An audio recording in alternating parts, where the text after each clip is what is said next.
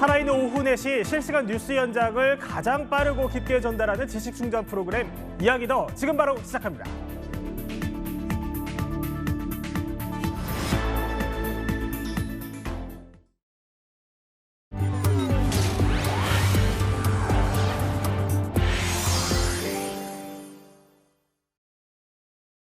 차출론이 불거진 가운데 호남과 영남을 두루 도는 광폭 행보를 소화 중인 한덕수 권한대행 이야기 세 분과 함께 바로 짚어보겠습니다. 자, 지금 영상 하나 보여드리는데요. 조금 전에 오늘 오후에 한덕수 권한대행이요, 울산의 한 식당에서 식사를 마친 뒤에 지지자들과 함께 저렇게 악수를 하는 모습 보여드리고 있습니다. 김기웅 대변인, 정치 의사도 안 밝히신 분인데 시민들이랑 악수하고 사진 찍고 분위기가 상당히 좋은 것 같습니다. 이게 보면 시민들 입장에서도 한덕수 총리가 아니라 한덕수 대통령 대행이 아닙니까? 예. 그리고 또 앞으로 뭐 대통령이 진짜 될 수도 있다고 하는 사람이라고 생각이 되어지니까 저렇게 많은 분들이 갖고 한덕수 대행의 표정이 되게 밝네요. 굉장히 손 잡아주시고 그런 모습 보면서 굉장히 본인도 그 분위기를 뭐 만끽한다는 표현은 그렇지만 그 분위기가 어색하지 않은 것 같습니다. 예. 그리고 뭐 아무래도 저기가 이제 울산 결식아동 무료 점심 하는 식당을 방문하니까 아무래도 좋은 장소 아닙니까? 그래서 의미 있는 장소에서 또 많은 분들이 오기 때문에 서로 인사 나누고 손잡아 주시고 그런 것 같습니다. 그런데요, 강성필 부대변인. 네. 사실 원래 뭐 국무위원이 지역을 가는 것까지는 알겠는데 저렇게 지역을 방문해서 지역 주민들이랑 스킨십을 하는 게 좀 이례적인 것 같기도 한데 네. 거의 무슨 선거운동 같기도 하고요. 그러니까요, 제가 보더라도 방금 우리 앵커께서도 지지자들의 손을 잡는다라고 표현을 하셨거든요. 예? 그러니까 저게 정치인의 행보인 거지 누가 공무원의 행동이라고 보기는 조금 어렵지 않습니까? 그리고 저 한덕수 권한대행을 대하는 시민들의 모습도 사실 고위 공직자를 대하는 게 아니라 곧 출마를 앞둔 어떤 출마자, 정치인을 대하는 것 같아요. 그래서 상당히 이례적인 모습인 것 같습니다. 예, 뭐 지지자라는 표현은 정치적인 표현은 아니고 어떠한 사람을 좋아하는 마음에서 시민이 저렇게 악수를 한다라는, 저는 그 표현으로 사실. 아, 그랬군요. 네. 그런데 자, 강성필 부대변인, 사실 네. 한대행이요. 네. 그러니까 오늘 울산을 간 게 저렇게 대미 관세 협상을 앞두고 트럼프가 요새 좀 관심을 계속 보이는 게 우리나라 조선업 분야거든요. 네. 그래서 요거를 보겠다고 갔던 거고, 또 어제는요, 광주의 기아 오토랜드를 방문을 했습니다. 네. 지금 저 장면인데 어제의 그림입니다. 그러니까 자동차 업계가 어려운 때인 건 맞지만 어떻게 보면 참 미묘한 시기에 또 미묘한 지역을 돈 것 같기도 해요. 이렇게 영호남 이딴 방문은 어떻게 보세요? 저는 어제 광주 일정은 정무적으로 평가하면 3박자가 갖춰진 아주 훌륭한 정무적인 일정이었다, 저는 그렇게 봅니다. 그래요? 왜냐하면 첫 번째로는 지금 현재 이슈를 담았잖아요. 미국과의 관세 협상, 예. 자동차. 그게 아주 현안을 다뤘기 때문에 좋은 첫 박자고요. 두 번째 박자는 본인이 호남 출신이라는 것을 부각시킨 거예요. 예. 사실 이번 기회에 한덕수 권한대행이 호남 출신이었구나라고 알게 된 호남민들이 상당히 많을 겁니다. 그렇군요. 그리고 마지막 세 번째로는 따뜻한 이미지, 정치인에게 상당히 중요한 거 아니겠습니까? 그런데 천원식당에다가 식자재를 기부하고 손편지까지 자필로 썼다고 하지 않습니까? 저는 네. 이 자필 손편지가 출마 선언문처럼 느껴졌습니다. 그래서 저는 어제는 호남, 오늘은 울산. 그래서 정치인으로서, 대권 주자로서 영호남을 아우르는 저는 그런 아주 훌륭한 정무적인 일정이었다, 저는 그렇게 평가합니다. 자, 말씀하신 그 손편지를 저희가 보여드릴 텐데, 자, 호남 출신의 권한대행이 이 광주를 찾아서 이런 손편지를 또 남겨서 이게 좀 의미심장한 거 아니에요? 이런 얘기가 나와요. 어제 저녁에 7시 40분에 출입 기자들한테 갑자기 사진 6장과 함께 대인시장에 있는, 광주 대인시장에 있는 착한 식당, 해뜨는 식당에 이렇게 손편지와 경력금, 사비를 남겼다. 얼마인지는 저희가 취재가 안 됐습니다만 내용 지금 저희가 보여드리고 있는데요. 자, 사장님, 어머님이 시작하신 이 천원 백반식당을 따님이 뒤를 이어서 15년째 운영하고 계시는데 정말 훌륭하시다. 네. 정말 건승하셨으면 좋겠다. 이 대인시장과 식당 모두 건승하시길 빈다면서 따뜻하게 본인이 이제 카드를 써서 저렇게 전달을 한 겁니다. 보면은요, 지금도 3박자가 맞춰졌다고 했는데 아직 뭐 정치에 나서겠다, 선거에 나서겠다 본인이 밝힌 건 아니지만 공교롭게 또 보통 대선의 경선에 나서거나 선거에 나서는 분들이 가장 많이 찾거나 감성을 호소하는 것이 이런 시장이나 식당이거든요. 예. 그래서 특히나 저렇게 손편지라는 것, 글이라는 것들은 특히나 또 감성 호소에도 더 많은 그 울림이 있지 않은가. 그 기자들한테 오늘도 보면은 그 아까 간 울산 식당 같은 경우도요, 착한 식당이거든요. 보면은 꼭 공장을 가고 그 다음에는 그 지역의 가장 유명한 착한 식당을 가고 이런 공식을 통해서 좀 한대행이 움직이고 있다라는 생각이 듭니다. 그러니까 기자의 관점에서 봤을 때도 좀 이례적이라고 할 수 있는 게 네. 저거를 총리실이 공개를 했다는 거죠. 총리실 왜냐면은요 한 대행의 일정이니까요. 예. 네 오늘 한 대행은 어디에 방문했고 누구를 만났습니다라는 걸 공개하는데, 그러니까 어제 저 사진 같은 경우도 이제 총리실에서 공개를 한 거거든요. 예. 그래서 좀 다르다라는 느낌이 들죠. 자, 그러면 한 권한대행의 여론은 어떨까요? 오늘 나온 여론조사 하나 보여드릴게요. 자, 이 여론조사인데요. 범보수 후보 적합도입니다. 29.6%로 한 권한대행이 가장 높게 나왔습니다. 자, 이런 가운데 김문수 전 장관은 한덕수 차출론 때 그 맨 앞에서 앞장서서 외쳤던 박수영 의원을 영입을 했다는 소식이 전해지더라고요. 그러니까 이걸 두고는 당내에서는 이거 한대행과 단일화를 염두에 둔 거 아니냐 이런 해석도 나오던데 요즘 당내 분위기 어떻습니까? 그러니까 저희는 한덕수 권한대행이 저렇게 국민들로 하여금 시민들의 어떤 지지를 받는 거는 뭐 박수영 의원 몇 분이 이렇게 차출을 해서 예. 그런 게 아닙니다. 국민들이 어떻게 보면 한덕수 권한대행에 대해서 새로 보게 되는 어떤 한덕수의 재발견이 지난주부터 본격적으로 이뤄진 거죠. 그런 측면에서 봤을 때 권력이라는 건 실체적 권력이 아니라 해석되고 어떻게 보면 인지되는 그런 과정에 있다고 봤을 때 지금 사람들이 한덕수 권한대행이 우리한테 있었구나. 특히나 범보수 지지하시는 분들 입장에서는 한덕수 권한대행이 다른 사람보다 더 눈길이 간다는 거죠. 예. 안정감이 있고 통합적인 인사고 무엇보다도 관세 전쟁 관련해가지고 뭔가 우리의 어떤 국익을 극대화할 수 있는 사람. 그래서 이런 얘기를 하거든요. 이번 본선에 있어서의 가장 중요한 게 뭐냐? 트심이다. 관심이다. 이 트심이 뭐냐? 트럼프 대통령과의 어떤 예. 결과를 잘 이끌어낼 수 있는 것. 또 관심은 뭐냐? 관세 전쟁에서 뭔가 이끌어낼 수 있는. 그래서 그런 얘기가 나올 정도로 그만큼 사람들한테 이제 한덕수 대행이라는 존재는 화제가 됐습니다. 그리고 그게 그냥 사람들의 마음뿐만이 아니라 이렇게 수치화되고 있는데요.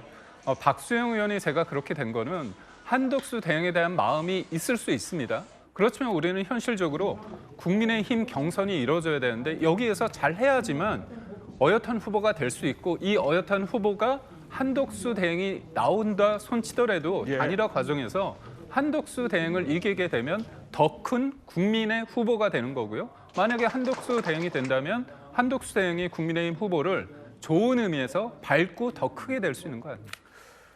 그럼 민주당 분위기는 어떨까요? 조금 전에요. 민주당의 의원총회가 있었습니다. 저희가 영상 보여드릴 텐데 자, 민주당 의원총회를 열고 이 한덕수 권한대행을 탄핵 카드를 추진해야 되냐 말아야 되냐 뭐 이 부분을 계속해서 며칠 전부터 검토를 해오고 있는데 자, 이남희 기자 일단 오늘은 탄핵안 발의를 좀 안 하는 것으로 속도 조절에 나서고 있는 거예요. 그럼 한다는 거예요? 만다는 거예요? 안 한다는 걸로 보여요. 왜냐하면 이제 오늘은 탄핵안 발의가 없다고 했는데 사실은 보면요 대선 전까지 본회의는 이제 내일까지 잡혀 있는 상황인데 예. 만약에 오늘 발의를 하지 않으면 사실상 처리는 어렵습니다. 그러니까 한덕수 대행의 탄핵 카드는 접었다라고 보시면 될 것 같습니다. 사실 여러 의견이 굉장히 충돌했다고는 합니다. 예. 왜냐하면 한덕수 대행이 대통령목 헌법재판관을 지명한 것이 이제 명분으로 탄핵을 하려고 했는데 속을 보면은 이런 것도 있어요. 한대행 지금 출마시키려는 명분 자체는 뭔가 미국 관세 협상에서 성과를 내 가지고 결국은 무소속으로 출마하는 게 아니냐라는 건데 굳이 이렇게 성과를 내게 할 필요가 있느냐라는 속내도 깔려 있었던 것으로 보입니다. 하지만 오히려 탄핵을 했을 때 더 돌아오는 여론의 역풍이나 괜히 그 출마 명분만 쌓아주는 게 아니야 그런 신중론이 더 만만치 않아서 결국 탄핵 카드는 접은 걸로 보입니다. 그렇군요. 그러니까 강성필 부대변인 네. 괜히 뭐 탄핵 카드를 던졌다가 한덕수 권한대행 책임만 키워주는 거 아니냐 이런 고민도 있는 것 같아요. 맞습니다. 근데 사실 고민할 필요도 없는 아주 명백한 문제입니다. 요즘 국민들요 아주 똑똑해요. 거의 정치평론가 수준입니다. 예. 이렇게 한덕수 권한대행이 권한대행이라는 자리를 가지고 이렇게 정치를 시작하려는, 출마를 하려는데 이용하려는 모습들 국민들 모를 것 같죠? 다 알고 있습니다. 그렇기 때문에 굳이 저희가 탄핵하기보다는 저는 좀 나왔으면 좋겠어요. 그리고 국민의힘 후보가 결정되고 그분하고 또 보수 단일화 후보 경선에서 또 이겼으면 좋겠어요. 네. 그래서 본선에서 저희 민주당 후보랑 꼭 붙어가지고 준엄한 국민의 심판을 그래요? 꼭 받았으면 좋겠습니다. 자, 일단 보수권에도 고민이 있어요. 뭐냐면요. 여론조사를 다시 한번 보면요. 물론 이 한대행이 이렇게 맞대결을 가정했을 때는 그 표차가 사실 뭐 제일 적어 보이기는 하지만 차이가. 근데 보시는 것처럼 이재명 전 대표가 절대 강자예요. 가상 맞대결에서는요. 후원금도 하루 만에 마감이 됐다면서요. 이거 사실 법정 한도가 있잖아요. 네. 그런데 후원금이 빨리 그리고 많이 거친다는 거는 그만큼 그 정치인에 대한 기대가 크다는 거예요. 예. 그렇기 때문에 그만큼 부담감이 큰 것이기 때문에 국민과의 약속을 더 잘 지켜서 그 보답을 해야 된다는 책임이 더해진다는 것입니다. 그렇기 때문에 이게 또 마냥 좋아할 일은 아닌 것 같다, 이런 말씀 드립니다. 그렇군요. 이런 상황이니까 뭐 보수 주자들이 사실 앞다퉈서 반명 텐트 꺼내겠다 이런 현실입니다. 그 범주로 가장 많이 꼽히는 분이요. 개혁신당 대선 후보인 이준석 의원인데 그럼 이 의원은 어떤 생각을 갖고 있을까요?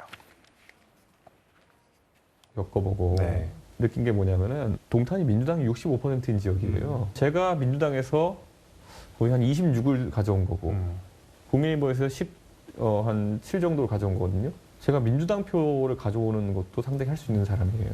국민의힘과 단일화나 이런 걸 추진하게 된다면요. 저거 어차피 국민의힘이랑 한통속이네. 이렇게 해서 그걸 담아내지 못합니다. 냉정하게 이기기 위해 가지고 단일화를 하지 않는 것이 맞다고 봅니다. 자, 오늘 눈길을 끌었던 발언이 어제 함익병 개혁신당 공동선대위원장이 그러니까 같은 당인데 이 의원을 두고 뭐가 없지만 매력 있는 카드다. 이렇게까지 속마음을 내놔서 좀 눈길을 끈 건데 이 대표 일단 단일화는 좀 없다 본인이 선을 확실하게 긋고 있는 이 상황에서 국민의힘이 품어야 되는 카드라고 생각하십니까, 여전히? 저희는 이기기 위해서 다양하게 생각할 수밖에 없다고 생각합니다. 이준석 의원께서는 이제 그 동탄의 어떤 총선에서의 승리 이걸 가지고 이제 대선에 적용하려고 하는데 모든 사람들이 본인의 경험, 승리의 공식에 매몰되면 실패를 할 수 있습니다. 그리고 무엇보다도 이준석 의원이 악의 축, 이재명 전 대표를 악의 축이라고 이런 표현까지 쓴 적이 있거든요.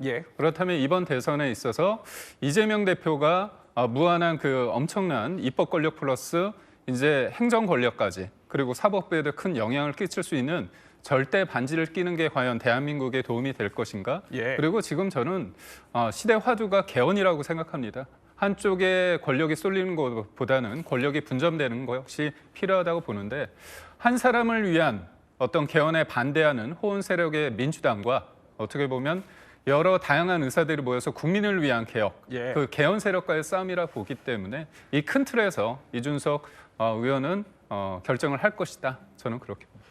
네, 다음 키워드 한번 살펴보겠습니다. 현역 최고령 원로 배우시죠. 올해 93 배우 이순재 씨의 건강 이상설이 다시 한번 불거졌습니다. 손정혜 변호사 모시고 이야기 더 나눠볼 텐데요. 일단 김기영 대표님, 한국 PD들이 주는 올해의 배우상이라는 게 있더라고요. 여기 수상자로 이순재 선생님이 선정이 됐는데 시상식의 모습을 드러내지 않으셨다고요? 네, 아무래도 이제 PD 분들이 얼마나 어떤 작품을 하는 데 있어서 중요하게 보는 그 인물이 누구겠습니까? 그런 PD 분들이 주는 상 아닙니까? 근데 이제 오셨으면 좋겠는데 이순재 선생님께서 이순재 선생님께서 좀 못 오셨다는 거잖아요. 근데 이제 저희가 많은 걱정을 했는데 어떻게 보면 다리가 좀 안 좋으시다. 그러니까 나이가 이제 90세 가까이 됐기 때문에 그런 어떤 근력 부분에 있어서 문제는 있을 수 있거든요. 그래서 우리 팬들이 우리 국민들이 생각하는 것처럼 특별히 어떤 건강상의 문제가 있기 때문에 못 온 건 아니고요. 앞으로 이제 그런 것들 근력을 키우는 어떤 운동을 통해서 왕성한 활동을 계속하실 거다. 그런 얘기를 들었습니다. 네. 이순재 선생님은요, 저희 채널A 4인용 식탁 프로그램에 출연을 해서 예전 같지 못한 건강 상태에 대해서 말씀하신 적이 있습니다. 들어보시죠. 그래도 쓰러지지 않고 잘 버텼는데 그 다음 날 이게 집에서 목욕탕에서 쓰러져 버린 거예요. 그래가지고 아 이걸로 이제 내 인생이 끝이구나. 그랬더니 응급실에 가서 찍어봤더니 머릿속 괜찮다 이게 머리만 살아있으면 됐다. 그래가지고 이제 일어나가지고 채 한 달 되기 전에 강행을 했어.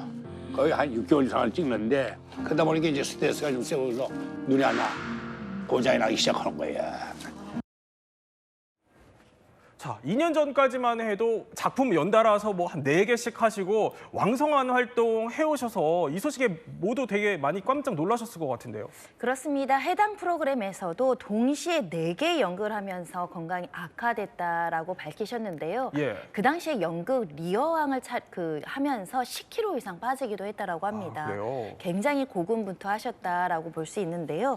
이 연극을 하면서 그 아트 그리고 장수상에 갈매기까지 하다 보니까 건강이 좀 안 좋아지셔서 어느 날 목욕탕을 갔다가 쓰러졌다라고 합니다. 그때 쓰러지면서 이제 나는 끝이구나라고 생각을 했고 병원 응급실에 갔는데 예. 다행히 보신 것처럼 머리는 괜찮다라는 설명을 들었다는 것이고요. 근데 또 대단하신 게 이때 병원에서 퇴원해서 네. 일어난 지 한 달도 안 돼서 다시 드라마 촬영을 강행했다라고 합니다. 6개월 이상 강행을 했더니 또 눈에 무리가 와서 이 백내장 수술까지 했다라고 하고요. 그런데 이 수술하고 이제 시력을 회복하는데 상당한 기간이 걸리잖아요. 예. 회복되지 않는 상태에서 제작자들에게 부담을 주기 싫어서 이 시력이 흐릿한 상태에서 또 촬영을 했다라고 하고요. 일단 작품 그리고 관객이 최우선적이다 이런 입장으로 항상 뭐 열정적인 연기를 보여주시기도 했는데 지금 시력은 조금 흐릿하지만 괜찮다라고도 말씀을 하시고요. 하지만 건강이 제일 최고인 것 같습니다. 건강 잘 챙기셨으면 좋겠습니다. 예. 당시에요. 이순재 선생님이 아내와의 러브 스토리도 전격 공개했었습니다. 이 부분도 잠시 볼까요?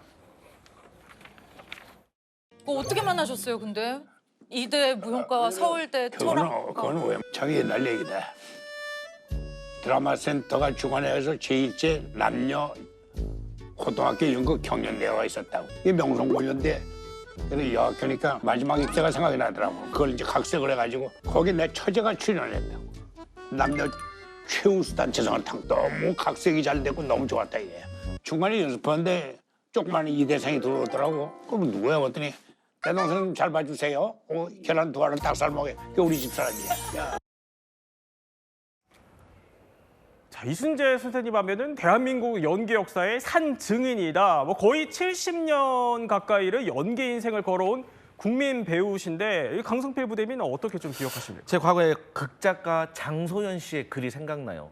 그러니까 이순재 선생님이 세계에서 최고령 리어왕을 연기하신 분입니다. 그래서 예. 기네스북에 등재가 되신 분이에요. 그렇군요. 근데 더 놀라운 거는 이 리어왕이라는 게 사실 정실줄을 놓은 미친 노인을 연기하는 거기 때문에 그야말로 연기력이 상당히 중요하다고 이 극작가는 평가를 했는데 그것도 3시간 20분이나 열연을 해야 되기 때문에 이 젊은 배우들도 리어왕을 연기하는 것이 상당히 어렵다고 하는데 네. 이순재 선생님께서 이 연기를 하셨다는 것이죠. 그래서 이런 모습을 앞으로도 좀 계속 좀 봤으면 좋겠는데 그런 아쉬움이 있습니다.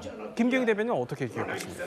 그러니까 아무래도 보면 제가 중학교 때 사랑이 뭐길래 예. 대발이 아빠로 나오셨거든요. 근데 그때 보면 굉장히 그 아들 최민수 씨가 역할을 했는데 그 대발이를 소위 말해서 잡는다고 할까요? 굉장히 남존 여비의 어떤 사상, 그다음에 자린고비, 생활력이 강하면서도 굉장히 엄한 상해의 그런 이미지가 강했습니다. 예. 근데 어느덧 이제 시간이 질러서 한 30여 년이 흘러서 이분이 이제 90살이지만 무대에 계시지만 좀 수척해 주시고 좀 건강상에 이런 게 있다고 하니까 좀 마음이 그러니까 이제까지 봤던 그 강한 이미지에 비해서 현실은 좀 그렇다는 면이 없잖아 있지만 그럼에도 불구하고 무대 위에서 모든 것들을 쏟아내는 그 투혼이 많은 사람들한테 감동을 주는 게 아닌가 싶습니다. 네, 이순재 선생님의 쾌차를 빌겠습니다. 또 다음은요.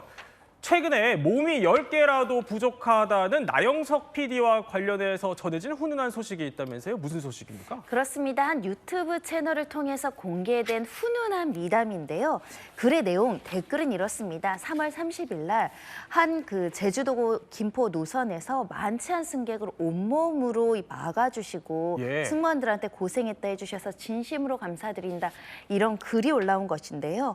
이 인스타를 이제 막 시작한 것 같아서 DM하기는 좀 늦을 것 같아 여기서 글을 남긴다라고 했던 내용인데 이렇게 이제 나영석 PD가 많지 않은 승객이 여러 가지 난동을 부리는 현장에서 이런 폭력 사태를 막은 것을 목격한 사람들의 감사한 미담입니다. 근데 사실 기내에서 난동을 부리면 이게 굉장히 큰 사고로 이어질 수 있기 때문에 위험한 범죄잖아요. 이거 어떻게 좀 선뜻 나서게 된 거예요? 일단 항공보안법이 있죠. 3년 이하의 징역, 3천만 원 이하의 벌금에 처해질 정도로 기내에서의 어떤 폭력행위는 엄격하게 금지되어 있죠. 예. 다른 사람의 어떤 안전을 위협하기 때문인데요. 그런데 누구라도 이렇게 많지 않은 승객과 이렇게 실랑이를 벌이면서 방지하고 이걸 예방하고 또 막기가 쉽진 않습니다. 또 다른 분쟁과 또 다른 고소고발로 갈 수 있기 때문인데 그럼에도 희생정신, 사명감이 있었기 때문에 이렇게 내 몸 날려서 승무원들과 승객들을 보호한 게 아닐까 생각이 들고요. 그러다 보니까 용감한 행동 정말 칭찬받아 마땅하다라는 목소리가 나오고 있습니다. 네, 최근 사실 영남 산불 때도 기부를 했다는 소식이 전해지기도 했고 오늘 이 미담이 퍼지면서 더 훈훈한 소식으로 이어진 것 같은데 누리꾼들 반응은 어떻습니까? 그건 사실 미담이란 것들이 왜 미담인가? 그거는 뒤늦게 알려져서 미담이죠. 예. 그러니까 좋은 일을 해도 그게 어떤 목적을 통해서 적극적으로 홍보 그런 차원이 아니라 알고 보니까 그 현장에 있던 사람들이 이렇게 훌륭한 좋은 일을 했던 사람이 나영석 PD구나. 그런 식으로 산불도 마찬가지입니다. 산불도 봤을 때 사실 많은 거를 가진 분들이라도 이런 어려운 상황이 됐을 때 나누는 사람이 그렇게 많지 않습니다. 근데 이제 나 PD 같은 경우는 이런 것들이 제가 볼 때는 어떤 어려운 상황에 있을 때 자기가 그거에 대해서 막아주고 어려운 사람을 좀 도와주고 그런 것들이 일정 부분 본인이 좀 생활화되지 않았는가 그렇기 때문에 나영석 PD는 우리가 이분이 만드는 프로그램을 통해서도 행복을 얻지만 이런 어떤 개인적인 어떤 본인의 어떤 선행을 통해서도 선한 사람의 영향력, 능력 있는 사람이 선하기까지 하네 그런 측면에서 다시 한번 저도 보게 되는 어떤 계기가 됐습니다. 네, 이렇게 위험한 상황에서요. 또 기꺼이 나섰던 분이 또 있습니다. 뉴스 나왔잖아 나. 왜? 폭행 말린 입주민으로 등장. 이거 너네? 이거 나잖아. 그러니까 저기 달려가는 저 남성이 투컷이라는 거죠? 네, 에픽하이 멤버이죠. 지금 상황은요. 이 제보자는 경비원이고요. 한 강남구의 아파트에서 근무 중이다가 단지 안에 들어오는 오토바이를 막아서자 예. 이 배달기사가 경비원을 밀치면서 너나 모르냐 이러면서 이제 폭력을 휘두르고 발길질까지 하는 무차별 폭행이 시작이 되니까 이 지나가던 사람이 이거 신고 좀 해주세요. 그리고 피해자는 사람 죽네 그 소리를 듣고 달려와서 저렇게 폭행을 말리는 장면인데요. 네. 사실 뒷모습만 나와서 사실은 누군지를 알 수 없지만 바로 이 투컷으로 알려지고 있습니다. 근데 저 경비원을 폭행했다는 저 배달기사는 잡혔습니까? 그 당시에요. 경찰이 출동을 하긴 했지만 이미 도주한 상태라고 알려지고 있습니다. 특히 경비원 같은 경우는 예. 얼굴이 크게 다쳐서 전치 3주 이상의 진단을 받아서 일도 못했거든요. 그리고 사실 이 사람이 지난번에도 출입을 제지하자 이 욕을 한 적이 있다라고 하는데 그때 욕했던 기사와 동일 인물일 가능성이 있고 그때의 감정이 남아서 이렇게 폭력까지 이어진 것 같다라고 전달하고 있어서 조만간 또 특정되지 않을까 합니다. 네. 나영석 PD도 그렇고 저렇게 위험한 현장에 본인이 직접 뛰어들 수 있으려면 그만큼 용기가 필요할 것 같은데 이번에는요. 심지어는 직접 두 발로 뛰어서 범인을 잡은 분도 있다고 해요. 그렇습니다. 바로 지금 보시는 것처럼 축구 선수 이천수 씨인데 이천수 뒷모습만 선수요? 보이시죠? 지난해 서울 올림픽대로에서요. 이 한 사람은 쫓아가는 모습이 있었는데요. 바로 이천수 씨가 이 매니저와 함께 1km 가량 누군가를 쫓았다고 하는데 이 음주운전을 해서 택시에 사고를 내고 도망가는 사람을 저렇게 뒤쫓았다라고 알려지고 있습니다. 근데 이천수 씨 하면요. 강성필 부대변인. 네. 선수 시절에 100m 달리기 나 11점 0.6으로 주파한다. 이거로 사실 유명했었는데 네. 심지어 저렇게 굉장히 긴 거리를 뛰고 나서도 힘든 기색이 별로 없었던 것 같아요. 그러니까 놀란 게 사실 이제 이천수 씨도 적은 나이가 아니거든요. 예. 그리고 운동을 또 놓은 지 좀 되셨는데도 불구하고 그것도 슬리퍼를 예. 그것도 비가 오는 날 그렇게 뛰고도 저렇게 멀쩡하다는 것이 역시 국가대표 축구 선수는 아무나 하는 것이 아니구나. 네. 건강한 체력에 건강한 정신이 깃들구나. 그런 걸 느꼈습니다. 자, 뭐 슬리퍼를 신고 전력 질주를 해서 현행법을 붙잡은 이천수 씨 사실요 당시 웃지 못할 비하인드 스토리도 이렇게 풀어놓기도 했습니다. 경찰분한테 인도하고 갔잖아 먼저. 좀 창피해갖고 왜냐면 경찰분이 난 줄 알더라고 범인이. 저는 그 형수님 반응이 되게 웃겼다고 하던데 뭐예요? 사고 친 줄 알고 기사가 너무 많이 나고 막 그러니까 왜냐면 내가 너무 힘들게 그거 뛰었다고 진짜 힘들었거든. 기사가 엄청나니까 우리 오빠 사고 쳤나. 자, 이천수 씨가 두 발로 달려서 현행법을 붙잡았다면 이번에는 불의를 좀 참지 못하고 차로 쫓아간 연예인도 있다면서요? 그렇습니다. 2015년경에는요. 스위스로의 이노진 씨가 무려 도주 차량을 이렇게 검거하는데 일조한 일이 있었는데 보신 것처럼 횡단보도에 50대 부부 두 분이 이제 걸어가고 있었거든요. 한 차량이 저렇게 치고 몰래 달아나면서 소위 뺑소니라는 장면을 목격한 겁니다. 네. 그래서 이 장면을 목격하고 유턴해서 이 도주 차량을 끝까지 추적을 했다라고 하고요. 운전은 매니저 씨가 하고 이노진 씨는 현장에서 경찰에 신고를 했다라고 하는데 짧지 않은 구간이긴 하지만 추격을 펼치는 동안 또 경찰에게 이 뺑소니 신고해서 또 범인 검거에 큰 공로를 세웠습니다. 저희가 이렇게 선의를 넘어서 정의까지 실현하고 있는 스타들의 모습 보여드리고 있는데 김규영 대변인 대부분 일단 뭐 내가 할 일이었으니까 했다 네. 이런 반응을 보이고 있는데 이번에는 교통사고가 난 현장에서 영웅처럼 등장한 스타가 있다고요? 네, 이름하여 임영웅 씨인데요. 네. 이름을 그렇게 지어서 그런지 몰라도 팬들의 사랑도 받는데 되게 어떻게 보면 급박한 상황 속에서 침착하게 해서 한 명의 어떤 생명을 구한 상황인데요. 때는 2022년 1월인데 올림픽대로 반포대교 부근에서 이제 차량이 접촉 사고가 났다는 겁니다. 근데 알고 보니까 이분이 의식을 잃고 쓰러져서 운전자를 밖으로 꺼낸 다음에 예. 최초로 심폐소생술을 하는 데 있어서 구조 활동에 있어서 도움을 줬다는 거죠. 그러니까 이명웅 씨도 이런 상황을 이제 TV에서 보게 되면 저렇게 어떻게 할까?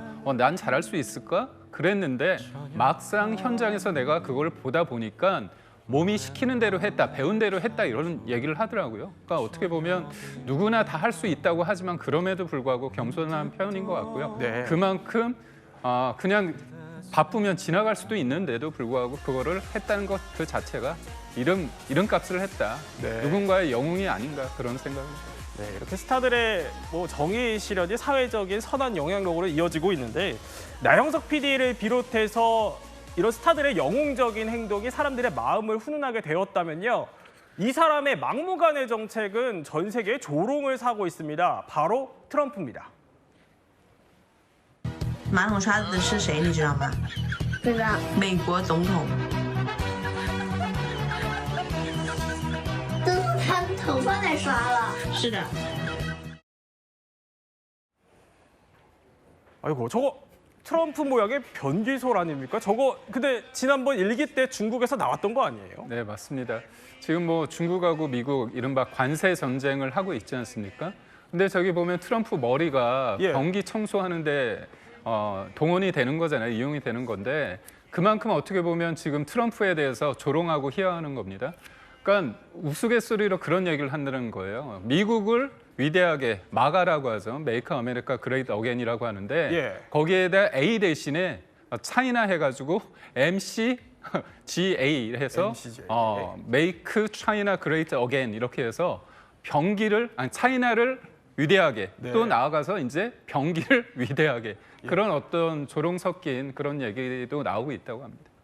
그런데 저희가 찾아보니까 저 변기솔이 그러니까 일기 때도 나왔었는데 네. 다른 점이 하나 있다고 하면은 관련된 글마다 이후의 반격이라는 말이 붙어 있다는데 이 이후의 반격이 뭔 뜻이에요? 그러니까 전 세계적으로 중국이 세계 공장이라고 일컬어지지 않습니까? 예. 소비재 관련해서도 굉장히 많이 제품을 만들고 있는데 이후라는 지역에서 그만큼 이제 미국에 수출하는 소비재 그런 것들을 많이 만들다고 합니다. 근데 이런 걸 만드는데 이런 지역적 이름을 통해서 우리가 너희를 이렇게 조롱하고 희화한다. 그래서 지역명을 내서 EU의 반격 이렇게 얘기하는 것 같습니다. 아, 그러니까 저 제품이 EU에서 만들어지는 제품이고 그래서 EU에서 반격을 하고 있다. 네. 이렇게 좀 표현을 하는 건데 심지어 이번에는 아예 뭐 미국인들한테 밥값을 더 받겠다 이런 중국 식당들도 늘고 있다면서요? 그렇습니다. 싱가포르 내 차이나타운에서는 안내문으로 이 미국인은 이 레스토랑에서 식사하는 경우에 104%의 추가 요금을 부과받는다라는 안내문이 공개가 됐는데 네. 이 안내문을 공개한 영상의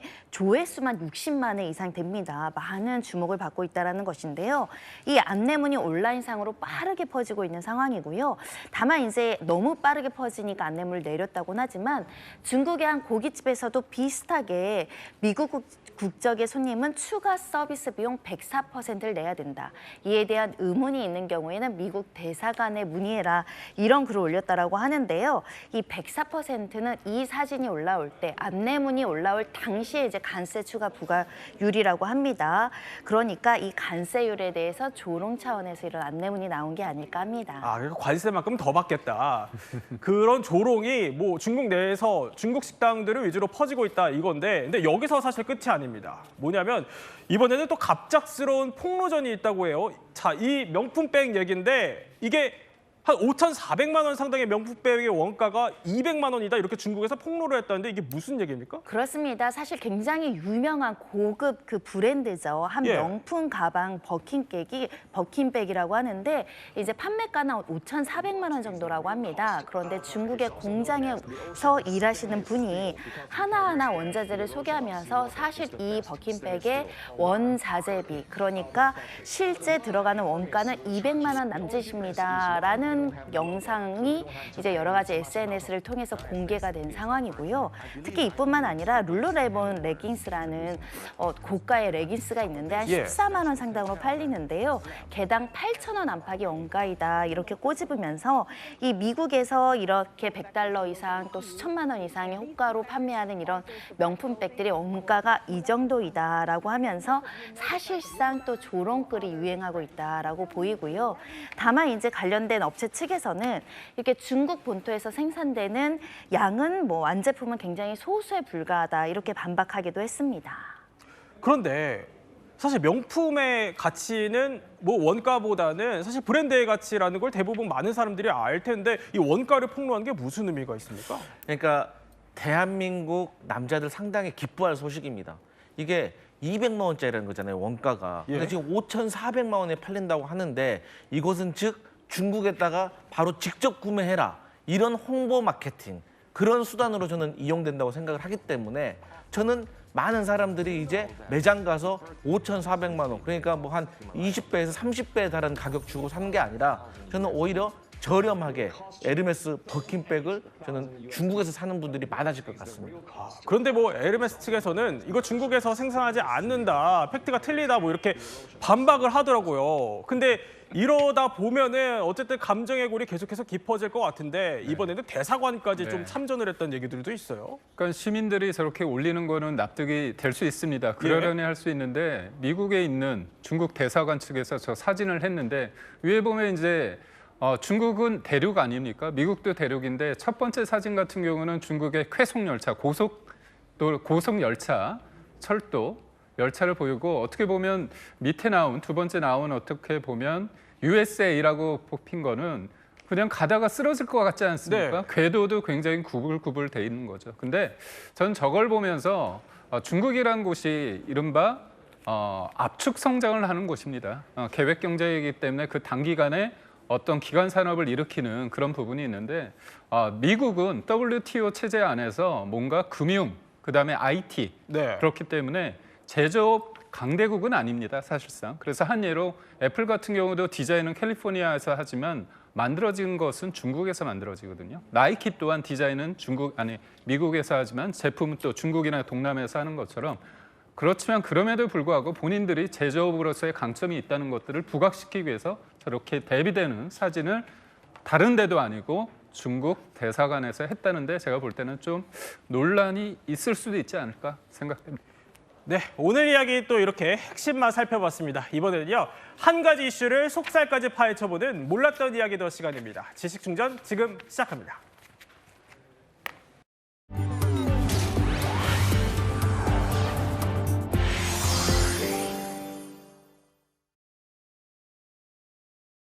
오는 6월 3일을 대한민국 제21대 대통령 선거일로 지정하고자 합니다.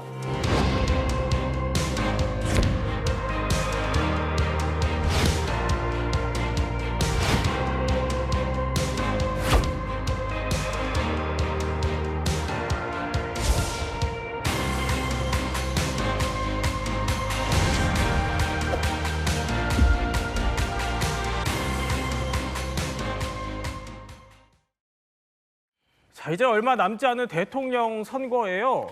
요즘 대통령 집무실을 놓고 잠룡들의 주장이 엇갈리고 있어요.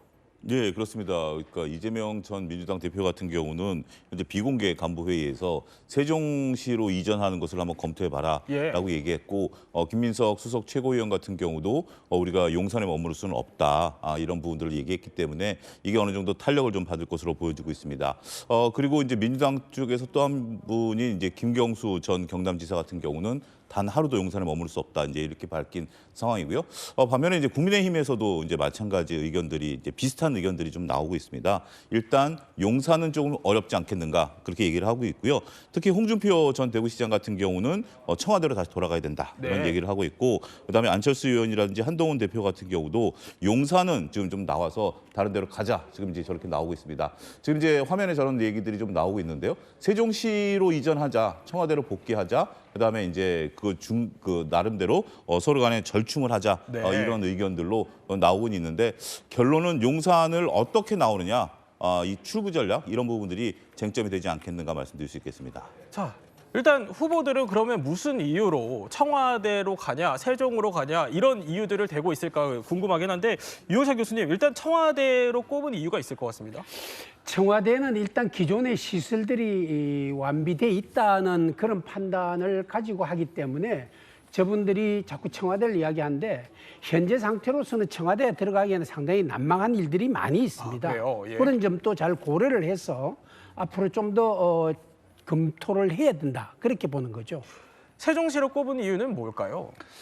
아무래도 세종시가 행정중심 복합도시로서 이제 행정기관이 이미 이전해 있다고 볼 수가 있고, 뭐 여러 가지 측면에서 대통령과 소통을 한다라든지 업무를 원활하게 추진하기 위해서는 또 장점을 가지고 있는 부분도 있고, 국토균형 발전이라든지 여러 가지 뭐 수도권의 과밀 문제 해소를 위해서도 뭐 그런 논의가 충분히 제기될 수 있다고 생각이 듭니다. 네, 그럼 구체적으로 청와대와 세종 이야기는 잠시 후에 해보기라고요. 그 전에 일단 차영주 수석님, 역대급으로 짧은 선거예요. 결국엔 시간이 문제다, 이런 얘기들이 있는데, 당분간은 용산행이 사실 불가피할 수도 있을 것 같은데요. 현실론으로 보게 된다라면 어쩔 수 없다라고 지금 이제 다들 보고 계신 겁니다. 부족한 시간을 좀 들고 있고요. 인수위가 없이 이제 바로 이제 선출되신 분이 대통령 일을 시작해야 되는 거 아니겠습니까? 근데 지금 용산에는 어찌됐든 안보망이라든지 대통령 직무에 필요한 것들이 지금 전산이라든지 이런 것들이 좀 깔려 있기 때문에 현재 지금 거기를 좀 써야 된다라고 말씀드릴 수가 있겠습니다.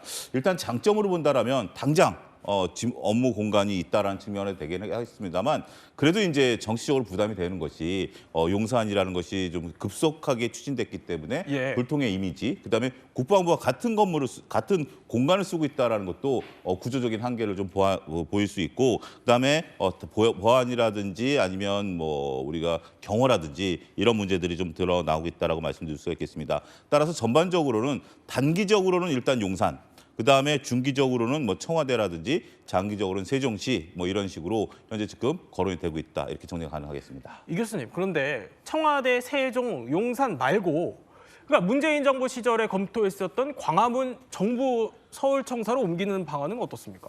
그건 굉장히 위험한 일이죠. 용산으로 옮기게 된 연유도 여러 가지 비하인드 스토리가 많이 있습니다. 그 당시에 지금 당선자 준비위원회 쪽에서 저한테 자문을 구할 때도 그랬는데, 광화문의 정부청사, 종합청사는 지금 현재 기존에 있는 각 부처들의 문제도 있지만도, 만일에 어떠한 보안 손님이 들어오실 때는 그건 다 노출되는 거죠. 옆에 건물에서 확인하게 다 볼 수 있는 거고, 그다음에 안전상으로는 굉장히 위험한 위치죠. 뭐 어떠한 대공적인 문제라든지 그다음에 어떤 제공권의 문제는 뭐 바로 공격에 노출돼 있는 그런 건물이기 때문에 그건 상당히 위험한 건물이고 저 건물을 쓴다는 것은 대통령 집무실로서는 완전한 퍼펙트한 위험성이 있다. 그렇게 볼 수 있는 또 거죠. 경호의 관점에서는 그렇다고 해석을 주셨는데 어떻습니까, 교수님? 그러니까 실제 여러 가지 정부 부처가 또 모여 있고 시민과 소통이라든지 그런 면에서는 강점도 가지고 있다고 생각이 듭니다. 하나의 대안은 될 수가 있겠지요. 네. 그런데 어쨌든 간에 말씀하셨던 그런 단점들이 있다 보니까 후보들이 이 부분은 잘 언급을 하지 않고 있는 것 같은데 현재로서는 그렇다면요. 청와대를 리모델링하냐 아니면 세종시로 이전하냐 이 두 가지 선택지로 모아지는 것 같습니다. 자, 먼저 청와대로 되돌아갈 경우에 손익계산서를 한번 따져보겠습니다. 유영석 교수님, 최근에 일단 굉장히 많은 관광객들이 다녀갔어요. 청와대 개방 이후에. 근데 최근 들어서 뭐 옮길 수도 있다 이러니까 관광객이 더 많이 늘고 있다 이런 얘기들도 있는데 보안을 제일 걱정하시는 것 같아요. 지금 제가 아는 분들도 얼마 전에 단체로 갔다 온다고 그래요. 근데 지금 저기 완벽하게 지금 보안이 다 누출돼 있고 그다음에 지금 외곽에 있는 군 경찰의 경계 인력들도 많이 분산돼 있기 때문에 지금 현재 저 시설은 새롭게 하고 저 카페트라든지 그다음에 각종 이 건물의 안전도 문제라든지 이거는 다시 한번 전부 다 점검을 해야 되기 때문에 이게 하루 이틀 되는 문제도 아니고 그다음에 이제 안전한 문제에 있어서의 그 건축물 내의 어떤 안전 시설들 이런 점검 그다음에 우리가 건물을 했을 때 그 보안적인 문제가 어떻게 될 것인지 이런 문제를 종합적으로 검토해서 적어도 최소한의 6개월은 필요하다. 그렇게 분석이 되는 거죠. 우리 이 교수님이 대통령 경호실 경호부장 또 출신이시기 때문에 청와대를 그러면 언제부터 언제까지 계셨던 거예요? 2000년부터 1998년부터 2000년도까지 그렇게 2002년도까지 있은 거죠. 아, 그리고 청와대 상당금 20년 있었죠. 20년 넘게 근무를 또 하셨던 경력이 있기 때문에 이 경호의 우려를 또 해 주신 건데 그러면 일단 청와대가 사실 그 전에도 이미 계속해서 지적이 됐던 거는 좀 비효율적인 배치가 되어 있다 이런 부분들도 지적이 있었잖아요. 네, 맞습니다. 사실 뭐 대통령 집무실과 비서동 또 춘추관 관저 등이 서로 떨어져 있어서 그런 면에서 뭐 소통이 비효율적이다 뭐 그런 의견들도 많이 있었었고 그리고 여러 가지 이제 공간이 이격돼 있다 보니까 의사 결정의 지연이라든지 즉각적인 정책 판단의 비효율적인 측면도 분명히 있다고 생각이 됩니다. 그리고 상당히 이제 공간이 좀 권위적인 형태의 구조로 만들어져 있어서 좀 권력의 중심이다 이런 부정적인 시각도 뭐 없지 않아 있었다고 생각이 듭니다. 그리고 여러 가지 이제 폐쇄적인 구조를 가지고 있다 보니까 원활한 어떤 그 교류라든지 이런 것들이 이루어지기는 좀 한계가 있었다고 볼 수가 있을 것 같습니다. 그러면 청와대를 본격적으로 얘기를 더 해보면 2022년 5월에요. 저희 채널A가 청와대 내부 곳곳을 촬영했습니다. 자, 영상 보면서 얘기를 좀 나눠볼 텐데요. 자, 일단 지금 상춘제 모습 저희가 보여드리고 있고요. 이 상춘제뿐만이 아니라 뭐 그 다음 관저 영상도 준비가 되어 있을까요? 네, 관저 모습 저희가 또 보여드리고 있습니다. 이외에도 뭐 본관도 있고 영부인실인 무궁화실도 있고 집무실도 있고 이렇게 다 살아 있는 게 사실 청와대인데 이런 상징성과 역사성 때문에 이제 지금 후보들이 청와대로 다시 돌아가는 게 어떻겠냐 이런 의견을 내고 있는 거잖아요. 근데 사실 청와대의 집무실 한번 얘기를 해보면요, 유영찬 교수님. 이 집무실이 너무 넓어서 문을 찾기 어려울 정도다 이런 얘기들이 있어요. 맞아요?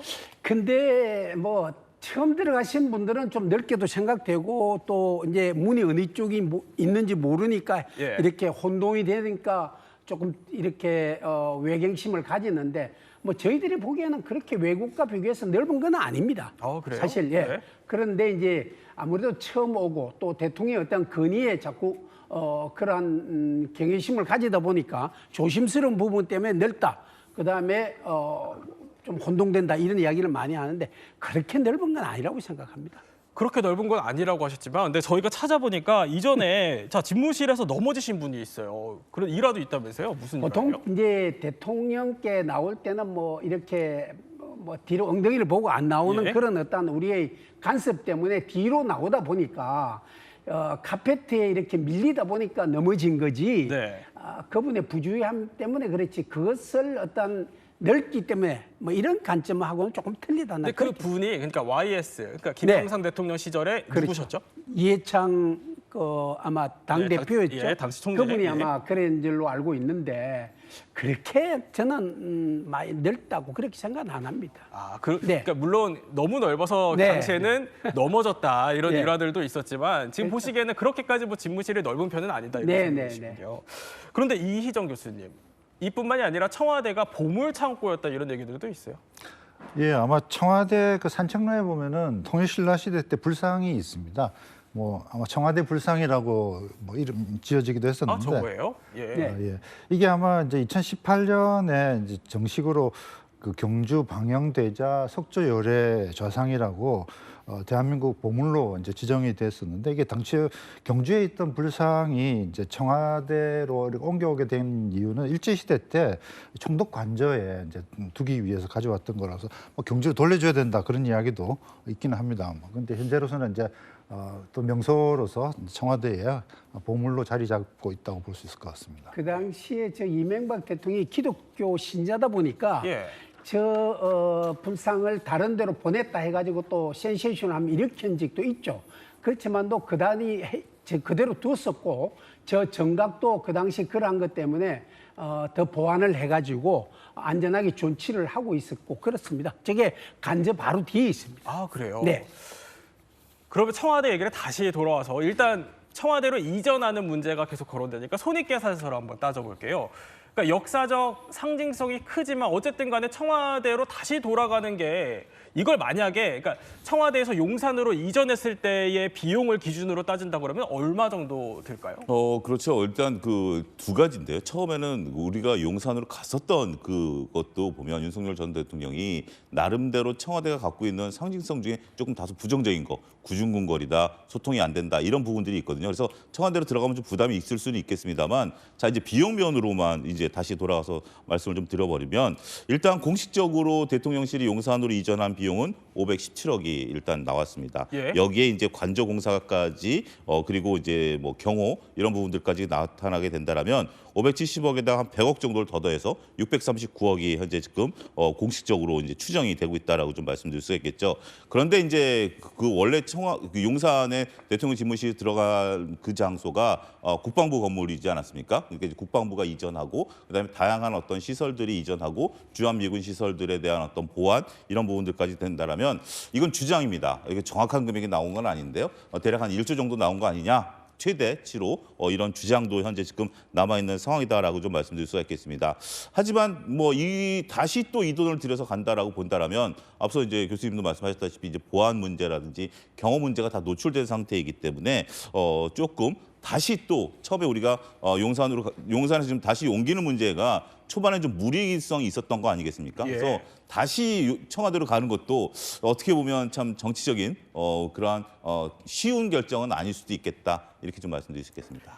이희정 교수님, 지금 청와대 본관 영상 저희 보여드리고 있는데 이 본관이 노태우 정부 시절에 신축이 됐고 근데 이게 공사를 맡은 게 이명박 전 대통령이었다 이런 얘기가 있어요. 무슨 얘기입니까?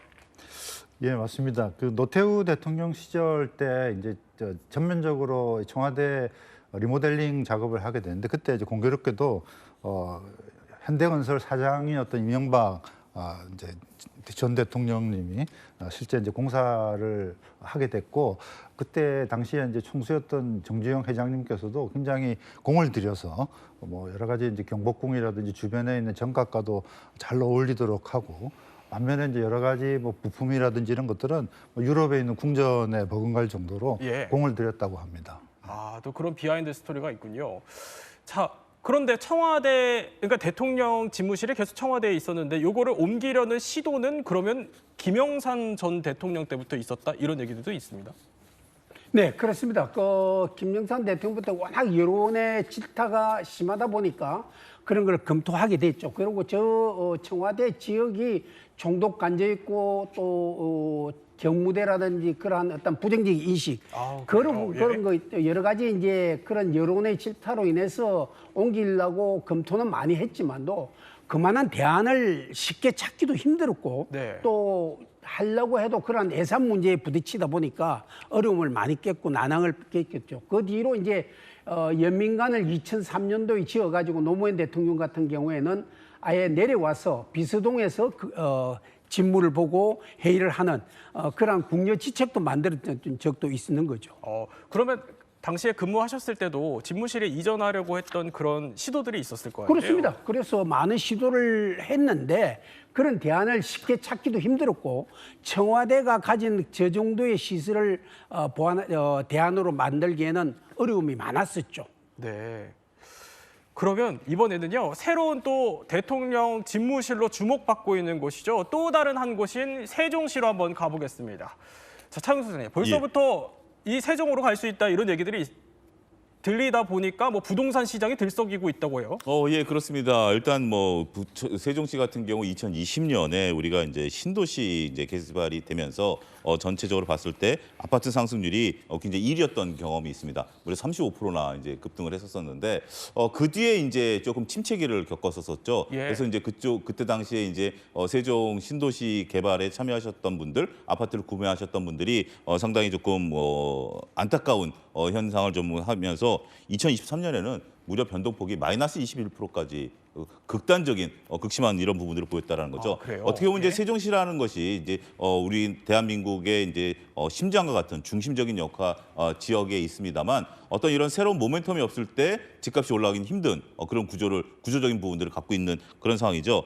여기에 이제 우리 청와대가 내려간다 이러다 보니까 집값이 이제 들썩들썩하기 시작했습니다. 특정 아파트 같은 경우 98제곱미터 같은 경우에 지난 3월 20일 날 직전 거래보다 2억 8천만 원이 오른 9억의 거래가 됐습니다. 그러니까 30%가 올라서 거래가 된 거예요. 그래요? 그렇죠. 그러니까 우리가 2억 9천만 원이 올라갔다라면 뭐 서울의 강남에 비하면 별거 아닌데 이게 총액이 9억이니까 3억 가까이 오른 거 아니겠습니까? 거의 굉장히 많은 숫자가 올랐다라고 좀 말씀드릴 수가 있겠죠.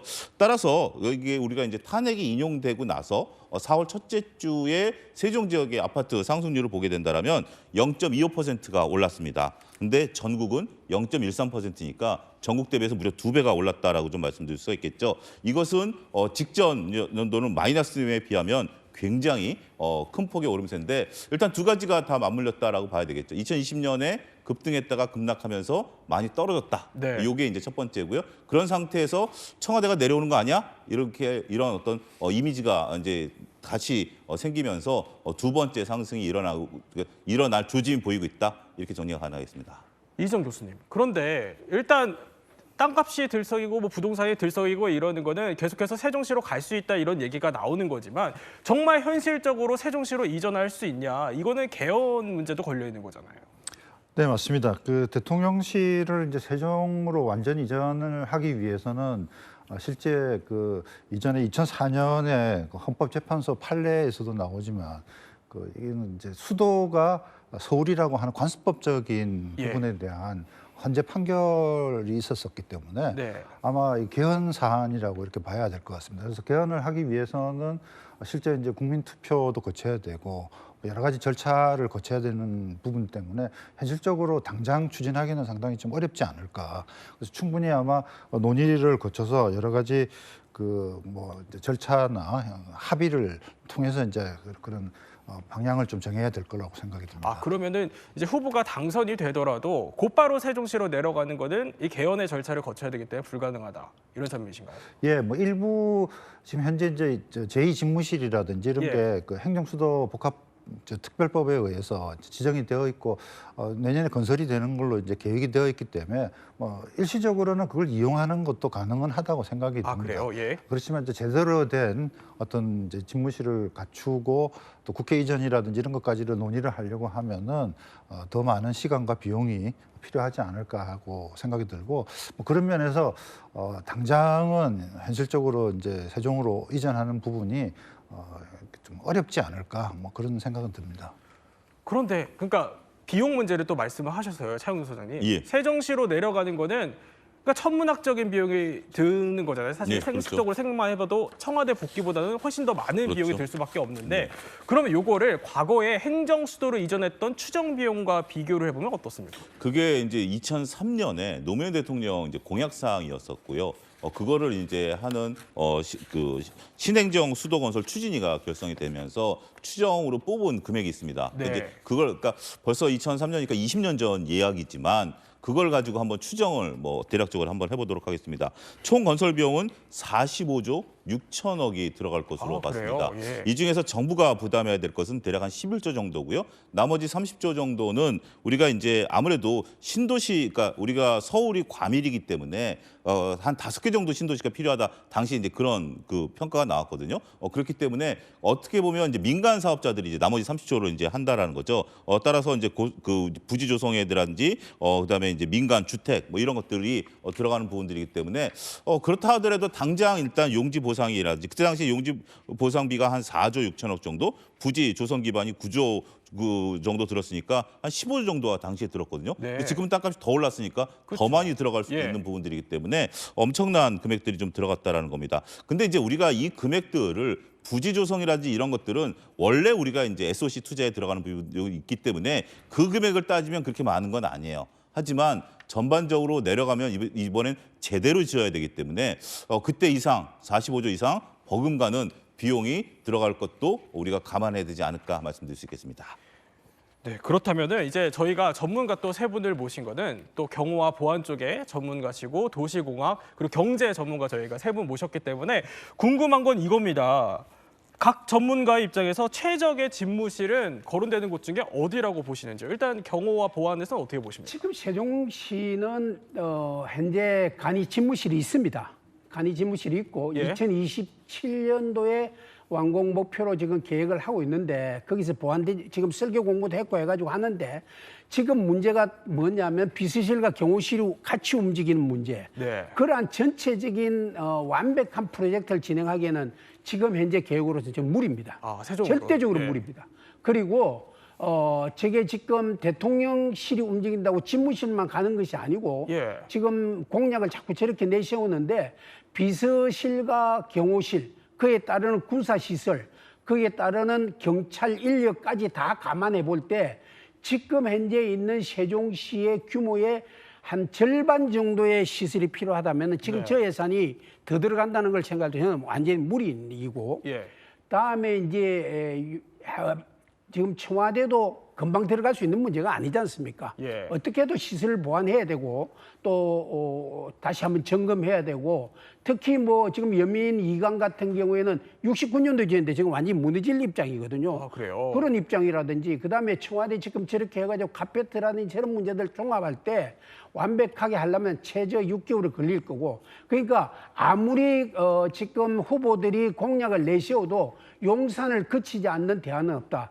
그렇게 지금 볼 수 있는 거죠. 일단 당장 어디론가는 옮길 수 없다. 용산은 무조건 갈 있어야 수밖에 한다. 없는 입장이죠. 네. 경호와 보안에서는 그렇게 또 네. 보시는군요. 근데 이런 얘기들도 있잖아요. 청와대에 그러니까 도감청이 가능해질 수도 있다. 왜냐하면은 개방이 된 이후기 때문에 이런 거 좀 어떻게 봐야 될까요? 지금 사실 역사적으로 나중에 가서 이제 그것이 증명되겠지만도 청와대를 옮긴 이유 중에 하나는 그러한 관점도 있다는 것을 조심스럽게 짚을 수 있습니다.